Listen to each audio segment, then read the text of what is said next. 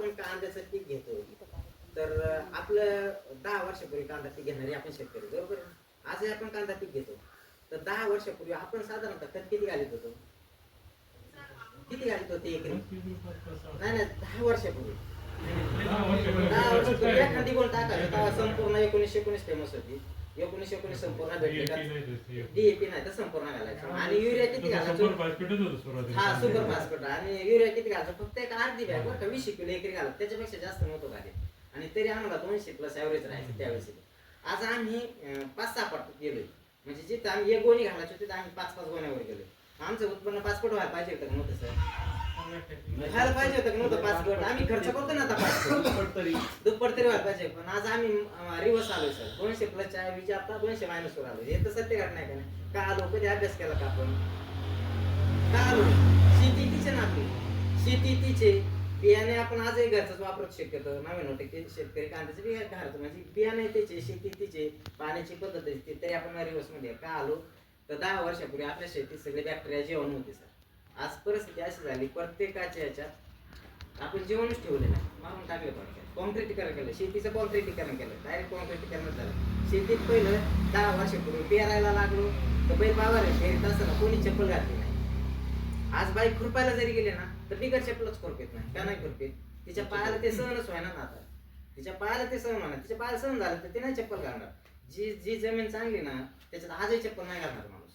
पण काय झालं आपल्याला जेवण होत नाही शेतीतले जेवणच मिळेल. तर आज आपल्याला शेतीला जेवणवर काम करायचं, बॅक्टेरियावर काम करायचं तरच आपली शेती टिकणार आहे.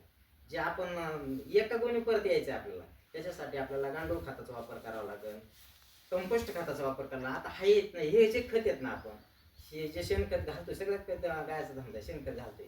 पण हे काय झाले हे थोडक्यात नासलेलं दूध आहे. शेणखत म्हणजे काय? नासलेलं दूध आहे. आणि गांडूळ खत काय आहे? गांडूळ खत हे दही. दही 3ऱ्या-4थ्या दिवशी खाल्लं तरी आपल्याला प्रॉब्लेम वाटतो का? नाही वाटत. नासलेलं दूध संध्याकाळी खातो का आपण? तर नाही खात. कारण का? तर त्याच्यात जे हे जसं मित्र किडीत ना तर त्याच्यातले मित्र बुरशी आणि शत्रू बुरशी ते त्याचे 2 प्रकार अशीच्या बरोबर आहे की नाही? ज्याच्यात मित्र बुरशी आहेत समजा दह्यात मित्र बुरशी ते आपण खाणार आहे. पण नासलेल्या दुधात काय झालं? खराब बुरशी झाल्या ना तयार. मग याच्यासाठी आपल्याला ते काम करावं लागेल. तुम्ही हे शेणखत जरी घालायचं ठरलं तर आपल्याला त्याला कंपोस्ट करूनच खायचं इथून पुढच्या काळात. म्हणजे काय करायचं? त्याच्यात आपल्याला जीवन कल्चर सोडायचं, डेको लावायचं शेणखताचा, त्याच्यात जीवन कल्चर सोडायचं. 45 दिवसात आपल्याला चहा पावडर सारखं खत तयार होईल.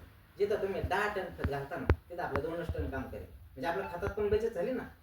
जिथं आपल्याला 10 ट्रॅक्टर शेणखत घालून सुद्धा शेणखत लागू व्हायला कमीत कमी 90 दिवस लागतात. बरोबर आहे ना सर? 90 दिवसाच्या पुढंच आत नाही. पण आपण काय करतो? आपण शेणखत घालतो आणि आपण त्याच पिकाला अपेक्षा करतो. पण लागू होतं का आपल्याला? आपले ढेपडच वर्ष तसेच दिसतात आपल्याला काय ते बरोबर ना? जर गायचं शेण टाकतो बकेटने उचलतो ते जे ढेपड तयार झालं ते किती दिवस आपल्याला वावरात दिसतं?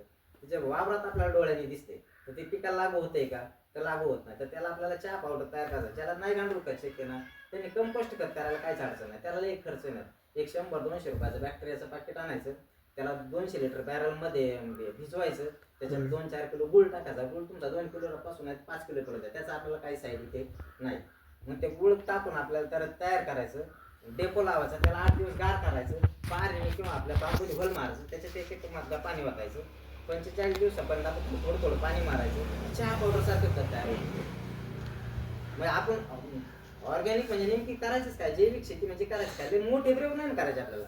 हा त्याच्यावरच आपल्याला काम भागवायचं. आपल्याला असं काय विशेष नाही का मार्केटमध्ये जायचं तिथून काय वेगळं घेऊन यायचं मग आपल्याला शेती करायची असंच नाही. हा त्या याच्यात आपल्याला शेती कव्हर करायची. शेणखत आपण जे खत घालतो ना ते खत जर कंपोस्ट करून केलेलं खत असलं तर आपल्या पिकाला लगेच लागू होणार. आपल्या पिकाला लागू झालं तर आपलं पीक लगेच डेव्हलप होणार. म्हणजे सोपी गोष्ट आहे का नाही? अवघड करायचं काही कारण नाही.